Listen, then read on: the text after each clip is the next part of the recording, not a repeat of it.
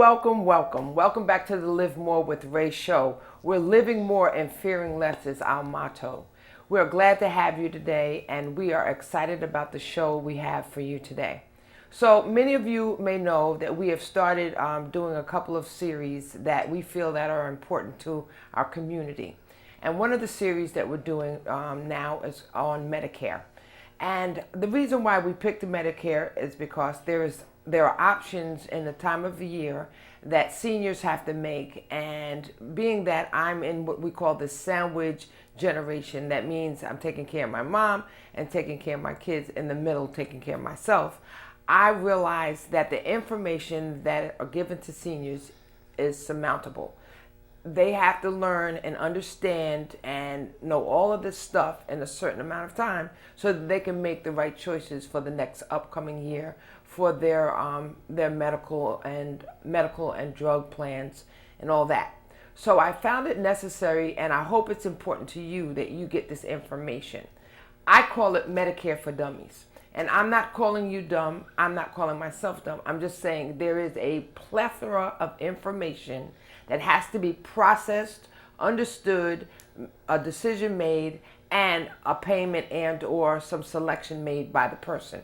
Now, I don't know about you, but there are times they use jargon and words that I don't even understand. I have to get a dictionary for, and I'm sure our seniors are a little frustrated with that information as well, because sometimes they don't have anyone to explain it. Sometimes they have a salesperson that's being very pushy, but it doesn't fulfill what their needs are. Sometimes they don't know who their doctors are because they've been in a HMO, a plan where they have several doctors. Sometimes they don't know what's needed. We can't anticipate what's going to happen to us medically, and then we have to decide to make sure that we have the right insurance so that we don't have any bills afterwards. So let me tell you, it's a whole lot. And I have someone here, my dear friend Dale Alexander, who is going to help educate us. Now, this is not talking about a specific plan. This is all about an educational process or workshop or conversation that we're having in hopes that you, the senior that has to make certain decisions, you can get clarity. You, the caretakers, you can get a lot more clarity. And you, the community, that if you need for us to come in and do some workshops for you, you'll reach out to us and say, hey, we'll come out and do those workshops. And we don't charge for that. We ask for you, we come, we set it up, we talk to you, we answer questions.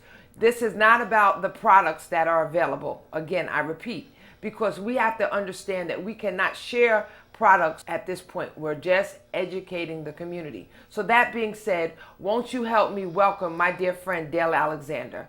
Hey, how are you? I'm well, Ray Brown. Good to see you again. Great. So, Dale, you and I started a couple of months ago talking about Medicare and what the importance are, the different definitions of words that are being used, Right. and so much information. And as you know, and I know, there's this annual enrollment period of time coming, Right. and we need for everyone to be on point. So Okay. we don't need, in that short period of time, I believe it's October 15th to December 7th, we don't need you thinking about what you need to do. We need for you to have an understanding as to what's going on. So the only way we can do that is if we start talking terms. Okay. And what it is our seniors need to understand. Right. So we talked about the ABCs, and we'll go over the ABCs again in a minute. But there are certain periods of time that certain periods of things, different things can be done for Medicare. Right. Right? So Right. let's talk about the basic terms for the periods of times within the year. Okay, well, with Medicare, Medicare, as many of you know and may not know, is administered by the federal government. Okay, and Medicare, access to Medicare becomes available to U.S. citizens and people who are lawfully living inside the U.S. who may not be citizens generally when they turn the age of 65. Right. So we are all approaching that time frame. Right. It is also available to people who are younger than 65 who may have certain medical issues. Right. The two major ones being end-stage renal disease, right, and also Lou Gehrig's disease, ALS. Right. Okay, so just understand, 65, you have got to start planning and understanding what's going on, because lack of that misunderstanding, it will cost you. So 65 years old or approaching 65, you have to start understanding what's going on. And it's your responsibility to find out. There are about, I think the statistics is 11,000 or 12,000 a day. Right now, the statistics are saying if you Google it, it'll say over more than 10,000 Americans each day are turning the age of 65. Wow. More than 10,000 each day. Wow. So that's a bunch of folks. Right. So that's folks that are in business for themselves, folks that are working for others, folks that are incarcerated. They're all types of people, and they're all turning 65, and they all have to make decisions. So if you're nearing 65, and I would even say starting at 62, 63, start asking the questions so that you can get an understanding. Okay? Right. All right, great. So go ahead. Now, you mentioned the various enrollment periods, because Correct. that's one of the keys with Medicare. When do I get started? When do I enroll? So that's almost, I don't mean to cut you off. So if you've ever jumped rope, right? You know the anticipation, when you're getting ready to go into double dutch, right? You're anticipating, what do I need to know? Where do I need to go? How do I plan? Blah. So that's what we're talking about, being anticipatory and understanding the enrollment periods of time. Go for it. Right. Now, you mentioned the annual enrollment period, which we'll get to in a moment, because that's key, because that is right upon us as we talk today. Okay. However, the first enrollment period for anyone is what they call the initial coverage enrollment period. They like to use a lot of acronyms, so it's called the ICEP. IECP. No, ICEP. Oh, I'm sorry. I have a learning disability. It's okay. ICEP. Right. So ICEP means what? Initial coverage enrollment period. Got it. Now, that initial coverage enrollment period is a 7-month period, and it's centered around your birthday is the center of that period. Okay. So, for instance, I'll take myself as an example. My birthday is in August. Okay. Okay, my initial coverage enrollment period will start 3 months before my birthday. Okay. Which would be in May. Okay. Yes, it would be in May, and then it would be the month of my birthday, August, and then it will continue 3 months after my birthday. Right. So I believe they call that the 313. I imagine so. Right. I haven't heard that one, but yes, right. So that's the way. It's logical. I'm sorry. That's the way I remembered it. I do remember seeing it 313, 3 months prior to, the month of, and 3 months after. Those are significant times. Right. Right? ICEP. Yes. Right. The initial coverage enrollment period, ICEP. And during that time, as you become eligible for Medicare, most Americans, your Part A coverage and your Part B coverage, which constitute original Medicare, will begin at that time, and at that time you will be able to enroll in Medicare. Okay. Okay. So let's bring it down a little bit. Let's make it very practical. I am turning 65. Not true, but this is an example. Don't play me. I'm only 21. Okay. So I'm turning 65. Let's say October. Okay. Right. And I need to get involved with the Medicare. Right. I could have started looking at it when? In July. In July. July 1st, July 31st, which one? July 1st. July 1st, okay. Regardless of what date my birthday is. Exactly. Okay, so July 1st, I should have started looking at it. But how do I know, let's say I'm having a wonderful life, I'm living large, I'm flying in and flying out doing these wonderful things. how does that, is there a heaven checkoff list? Or is there, does someone say, hey, it's time for you to, like, how does that happen? You should get notification from the Social Security Administration. Now, I want to ask you this. This is just something. Social Security Administration should send me this letter. Right. Right? But suppose they have the wrong address for me. Then that's where you need to really take action. Okay. Because when you're approaching that 65 age threshold, actually, it's probably better if you, the individual, reaches out to Social Security on your own. Right. Because and don't get thrown off by it might be a long wait time or nobody will answer. My experience with Social Security has been when you call, they answer, and interestingly enough, they tend to answer very quickly. Right. So it's always a good idea for you to reach out to the Social Security Administration. If you don't want to call them, what you can do is also set up an account at ssa.gov, which you can go back and track on a regular basis or as often as you'd like to, and that's if you're comfortable with using the internet. If you're not comfortable with using the internet, you can definitely give them a call. Right, and you can actually go down there still. Yes, right. You can go to the Social Security office as well. Right. Yes. So, all right. So I'm getting ready to turn 65, and I get this letter. Hopefully they have the right address. And if they don't, please, ma'am, please, sir, get up off the couch and do some work. Because it's all about you at this point. And they say I'm eligible.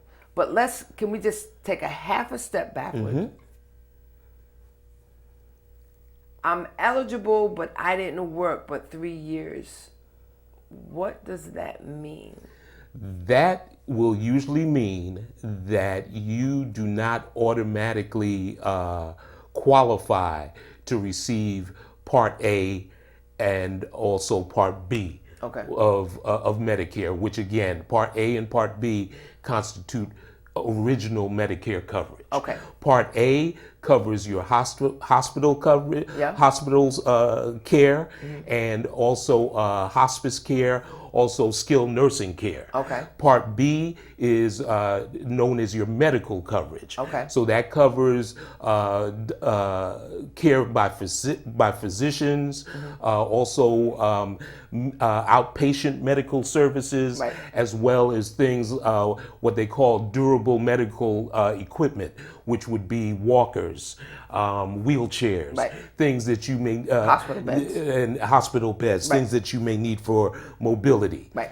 If you have not worked at least 40 quarters, which is what we call 40 credits, right? Well, 40 credits or 40 units. Right. If you have not, but it's a quarter, and it's over your lifetime of working. Recorded working. Well, yeah, recorded working and paying into the Medicare system, because if you look at your paycheck and those things that they take out of your paycheck that go to the government, but you wonder why, one of them is for Medicare. Right. One of them covers Medicare. So when you look at your check and they take out the government and the state take out a certain amount of money, that money that you say, dang, I'm working just to pay this, that's the money we're talking about. But again, even if you're not getting to 65 and you want to check all of this information out, just ask them to send you a letter confirming how many credits you worked. Because the truth of the matter is, you could have worked years ago in your youth and you weren't paying into it, so you think you've worked all this long, and Mr. Jones or Mr. Jackson was paying you off the books. You weren't paying into your Social Security. So you need that information, because that will dictate your eligibility. Either it's going to be not of cost for A, or there's going to be some cost elected depending on your income. Okay, great. So 65, The ICEP. ICEP, and that's key. Also, if to answer your question regarding if you haven't worked enough, you need to call Social Security. Correct. Usually, that will mean that you're going to have to pay some kind. You're going to have to buy into Part A. Correct. And with Part B, if you think that things are free, everybody pays a Part B premium. Yeah, and I'm glad you brought that up, because I hear people all the time talking about, I can't wait to retire because I get free health insurance. Not true, not true, not true. It's not true in Nevada. It's not true in New York. It's not true anywhere in the United States. Not true. You have to pay something in. So we don't live for free. Nothing's for free. Good. Next. So, again, initial coverage enrollment period, it starts 3 months before the month of your birthday. Yep. It includes the month of your birthday. Yep. And it continues for 3 months after the month of your birthday. 3, 1, 3. Mm-hmm. Okay. And what you want to do is with Medicare, it's best if you can enroll into the Medicare plan, whether it's an original Medicare or what's known as Part C, which is coverage that is covered by private companies, right, offered by private companies who are who Medicare has said can offer those plans. Right. So you at least want to try to do that during your initial coverage enrollment period, your ICEP. Now, to get back to what you alluded to when we started, the annual enrollment period is usually that's the main enrollment period every year. Right. Okay, and that's and as it says annual, it starts October 15th, as you said, and it runs through December 7th. Right, so that's AEP. And that is AEP. So anytime you hear AEP, you know it's the annual enrollment period. You will recognize it, one, because you'll see the commercials on television from companies trying to sell you Medicare. Though those commercials are going to ramp up, and you will see them more during that period of time, right, than any other time during the year. Right, and I know we may seem like we're hopping over, but what I want to say to you is we're going to leave our email as well as our phone number. Email. Right. So we're going to leave our email. Please, ma'am, please, sir, don't hesitate to reach out to us. We will get back to you. We'll do consultations. We'll do workshops. We'll help you out. But I want to share this with you. Just because your sister Mary that lives in Hudson County has a certain plan and you live, i.e. in Essex or Bergen County, and you want the same plan, please understand each county has a certain makeup of formula to a plan than the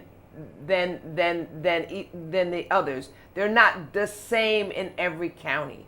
So it's a lot of loopholes. It's a lot of things to remember. So please, Medicare is all about you. We care about your medical and you, and Medicare is all about you. Go ahead, I'm sorry. Right. Well, and it's true. As you prepare either for your ICEP or your AE or the annual AEP, annual enrollment period, the key is to find the medical coverage through Medicare, either original Medicare or Part C, which is also known as Medicare Advantage plans. Right. And again, those Medicare Advantage plans are provided by private companies. Right. But the key for you is to find the coverage that is going to best fit your needs, right, for the upcoming year. Right. So if you wear size 4, don't buy a size 14 because it's not going to fit you.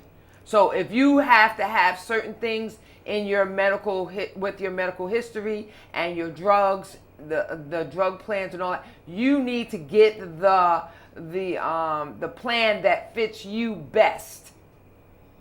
Because end of it all, if it doesn't work out, it will cost you. And we don't want it to overcost you, because As a senior already, you're living on a limited income. Okay?